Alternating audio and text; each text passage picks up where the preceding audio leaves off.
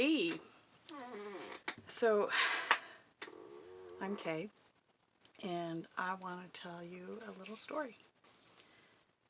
So before 2014, I went to a lot of goth clubs, got into corsetry. From corsetry, I got into historical costuming. I was doing a lot of things. I was a curator. I was a corset maker for others. I was a costumer for others. I am a fine artist, and I also designed a lot of embroidery patterns for hand embroidery. I did a lot of things, wore many hats. So then, April 4th, 2014, I found a lump on my breast while I was getting ready for bed. And that changed my life. At the time, I didn't quite have insurance. It was still processing, so it wasn't active. I went to Planned Parenthood because they could see me first, and I could afford them. And they said, "Ooh, that's not good. You need to go here. They will take care of you." Okay, so scheduled an appointment there, which took way too long to get scheduled, but it finally did. And it was very fast-paced. After I first went to see them, it was, okay, hi, it's your appointment, nice to meet you. Yeah, that doesn't feel good. Okay, so right now you're going to go get a mammogram and an ultrasound, and we'll call you in a week with the results. 3 days later, I had the results, and it was not good. It was definitely cancer. So, I believe 2 days later, I had a biopsy done, which was not fun, especially when they do a needle core biopsy. 10,000 bees is stings. Feels about right. And then immediately afterwards, they do another mammogram while you're all in pain. So much fun. Not. I just dated myself. Okay, so from the biopsy, we found out it was pretty bad. It was triple negative, gene negative, invasive ductal carcinoma. I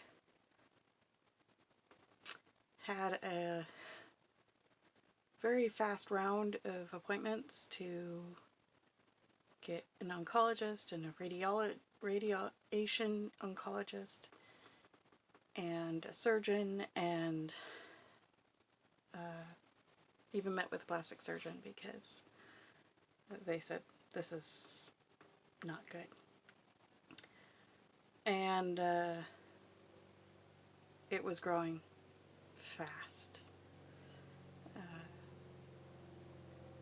Plastic surgeon basically said, "Oh, I can give you a fake boob," but that's all.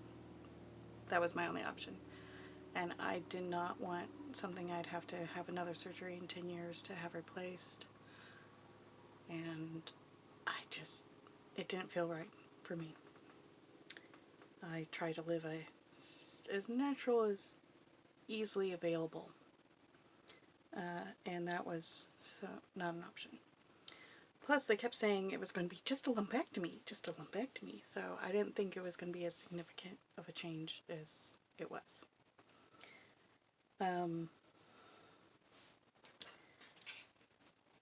So I went in for surgery, and they had to take out quite a bit more tissue than I thought. They took about a lemon out, so I went down about a cup and a half on that side, and because they cut through a lot of your muscles, I lost some movement because the scar tissue in the muscle. Following that surgery, I then had a surgery on the other side where they cut through some more muscle. So I have limited or less mobility on that side too because of the scarring. So they can install a portacatheter. So I became kind of like a cyborg for a while. It made chemotherapy a lot easier. During my first chemotherapy treatment, I was really glad that they weren't trying to inject my veins directly, that they had the portacatheter. So if you're ever in that situation, portacatheter. Seriously, all the way. I don't regret it. Anyways, I had a very, very tough chemo regimen. I had adriamycin and Cytoxan, and then I had Taxol. And after about a year, I was finally done with the chemotherapy. Yeah, I lost my hair everywhere. Your eyelashes and your nose hairs are very important, by the way. Somehow I kept my nails, and they're still long to this day. Usually not this long. This is crazy long. It's amazing what you do when, you don't have any place to go. So then I had radiation, which I thought was going to be a breeze with the exception of going every weekday. And after that, I healed, and I was left with a radiation tan line from where they hit me with radiation. I have a lot of collateral damage from all the treatments. Scarring is obvious, but it's what people don't see. The neuropathy. I have loss of sensation in my hands and feet. I also have peripheral neuropathy foot pain, which is annoying. I still have ongoing fatigue. I have chemo brain, so I lost a lot of my vocabulary. I lost a lot of memories. I lost some of my skills, and you don't get them back unless you relearn them. They're gone.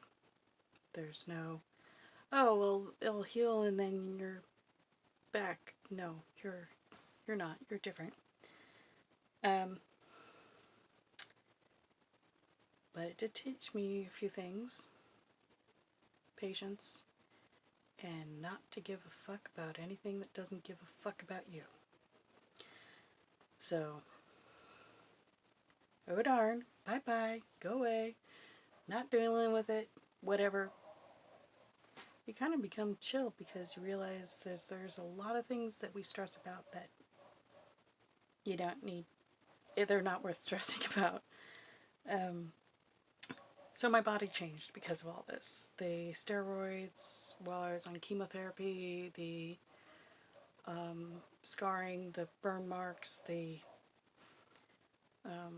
peripheral neuropathy caused me to not be as active, age since then, and I wanted a new corset, one that fit me, because my old ones didn't fit me anymore. I didn't have two equal sized breasts anymore, and they were perfectly symmetrical. And now I'm down about 1.5 cups on the one side, so I can't even buy a bra without going, do I muffin out of this one and shrink, wrinkly, hang there out of this one? Yeah, because, I don't know. It's more comfortable than muffin topping, because it's such a dramatic change. I do have a prosthetic, but it's constantly trying to say hi and working its way out, and stitching it in place makes it horrible to watch the bra, so I don't do that. Plus the prosthetic is hot and miserable, and unless I get a custom made one, it's never going to be the right shape, size. So it's close enough for long range photographs, but I don't like it. During cancer treatments, I didn't have the energy to do my art, and afterwards I pretty much felt like a monster with the scarring and the burns and everything. I was different. So it took me a long time to get up to the ability to start painting again, because of the fatigue. It was like, okay, I have enough energy for the next hour after, going through all the spoons for getting up, getting dressed, maybe taking a shower, or making myself breakfast and lunch, combing my hair that was starting to grow back in. I didn't have a lot of energy, so when I could find an hour's worth of energy, it was like, I'm just barely going to get started and have to clean up, because otherwise I won't have the energy to clean up. So I didn't for a long time. When I did finally start to paint, I didn't know what to paint because it had been so long, and I ended up starting a series. I didn't know it was a series at the time, and I painted cute fuzzy monsters. I was youngish, I was single, and I felt like I was hideous and undeserving of so many things because I felt like I was a monster. So I painted these cute little monsters, and that was actually a lot of fun. And I started painting more and more of them, and then one day I looked and I'm like, I've got a series here. So I've been painting cute monsters ever since. And then I started making stuffy versions because everybody wanted stuffies of the paintings, and they're so cute. Oh my gosh, I love petting the faux furs and the sparkly eyes and fun things like that. And then I got squeakers in some of them, so they squeak. Because we're all monsters. It took me a while to figure that out, but we're all monsters. Maybe not all the time. Some are more so than others, but you accidentally cut somebody off in traffic, you're a monster for that minute. You, step on the cat's paw by accident, you're a monster. We're all monsters sometimes. And, it's okay. We're human. I did continue doing the embroidery patterns the whole time. That was kind of like the one thing I could do, especially the couple hours, every week getting a chemo infusion. And I'm so used to doing it that I kind of go on autopilot. So, did that. Anyways, so I've been wanting a corset for a long time that fit me. And I was finally, like, okay, well, I know I have the supplies, or most of the supplies. Okay, it's time. My body finally stopped gaining weight. It was losing weight, but it's always harder to lose weight than gain weight. So it's slower, and it's like, okay, well, I'll just make it, like 1 inch bigger, and then I'll be fine. I'll be good for a little while. Well, then a really awesome thing happened to me. The Foundation for Living Beauties had kind of like an essay contest, and I won. And I am going to get or was going to get breast surgery to even out what I have. Basically take some good tissue from the unaffected breast and move it over to the one that's affected and do a little bit of a lift because of how much flesh was removed from this side, and everything was good. And gosh, I was so excited when I found out. And basically right at the same time pandemic started and hospitals said no more elective surgeries for now. We need the space, we need the supplies we have, we're no. So well, it'll just be a few months. Well, I thought higher of my fellow people in the world, and especially in the US. And well, we're still in safer at home conditions. Some things are open, many things are not. And that means I can't do art shows. If I can't do art shows, it means I can't sell my stuff very well. It's hard to sell something that you can't touch when it comes to art. People like to pet the stuffies, people fall in love with the softness of the fur and the cute little personalities and everything, and then paintings, they just don't photograph the same as when you see them in person. So I hardly make anything online. I try, but it's hard. And I still want to corset.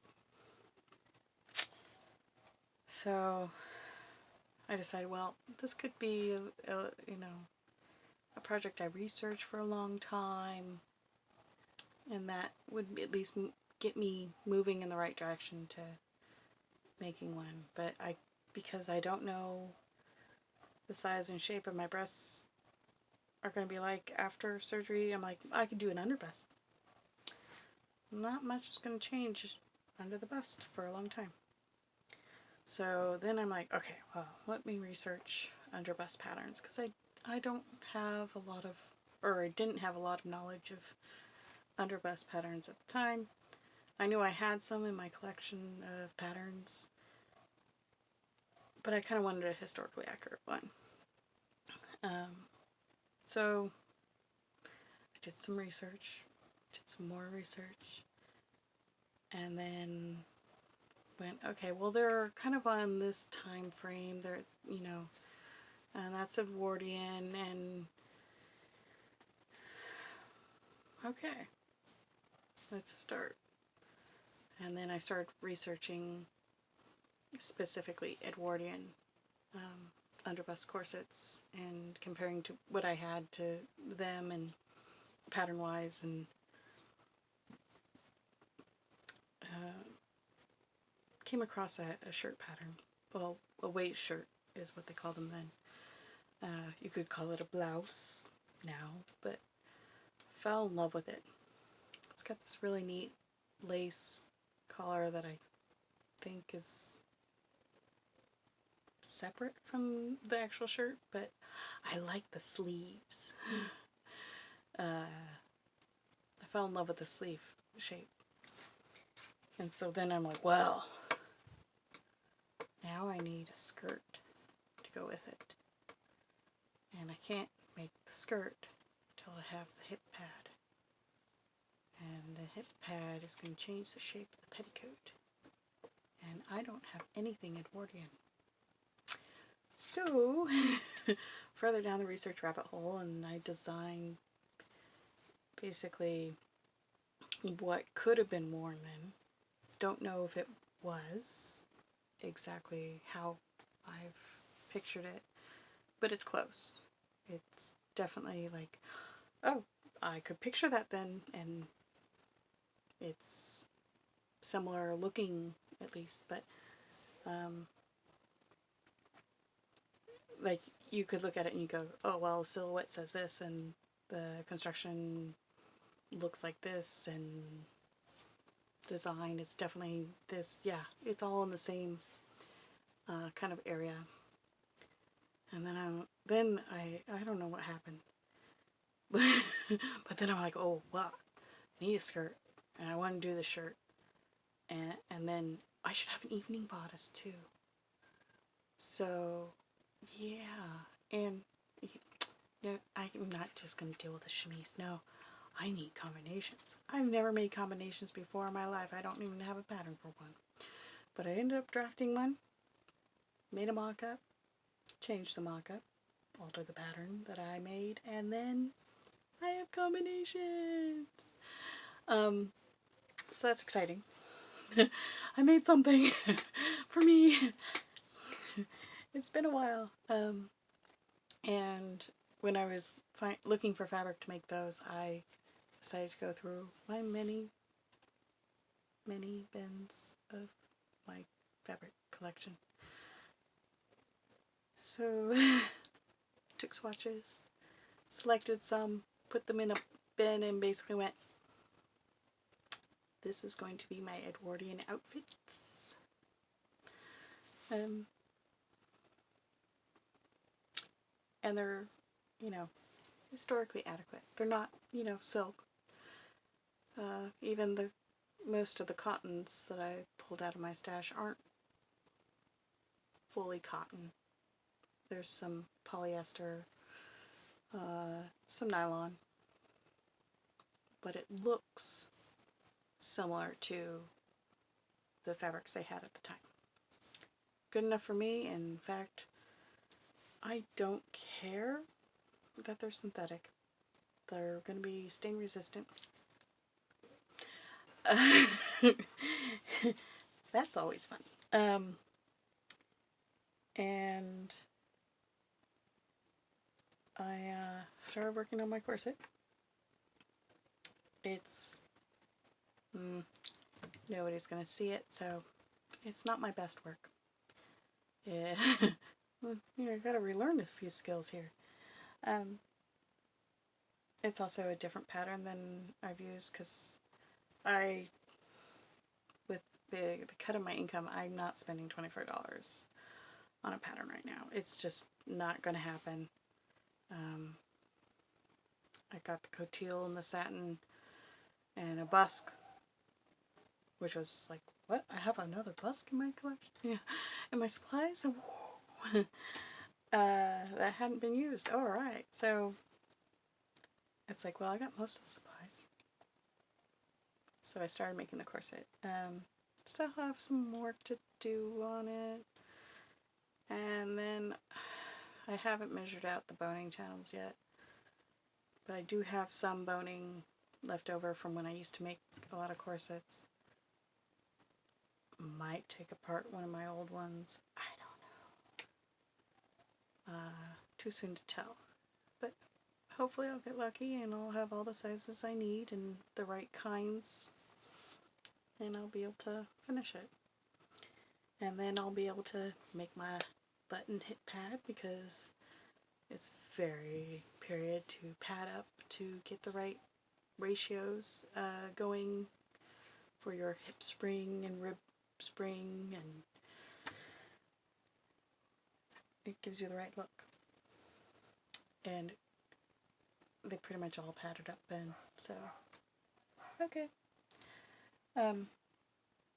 So after I make the corset, then I can make the pad, and then I can make the petticoats, and then I can make the skirt, and then I'm really going to have to narrow down the bodice and the shirt waist, because even though it's a pattern that was free at the time, I don't have a scale version of it, so I got to scale it up from a little thumbnail and make it to fit me. And I'm not a 36-inch breast. I'm not even a 36 rib. So it will take some math. It'll take some trial and error. I'm okay. Anyways, that's basically the last 6 years.